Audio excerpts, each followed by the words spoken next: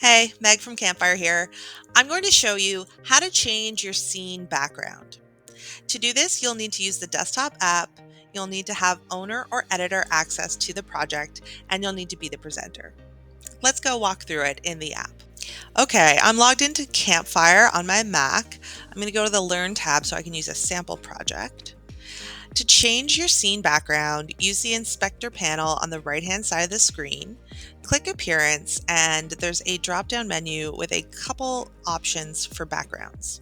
If you choose Solid, you can pick any shade you want and set that as a solid color background.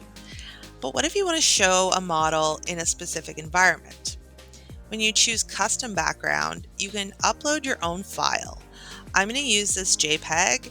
It's a 360 image captured with an Insta-X4, and 360 photos are really the most powerful way to use this feature because boom, look at that. We have our model in a real environment, and even though I've added this from the desktop, I'm going to be able to hop into my Quest and get right inside this 360 image in the headset. And that's how easy it is to change your scene background in Campfire. As always, if you need more information, you'll find it in our support center, support.campfire3d.com.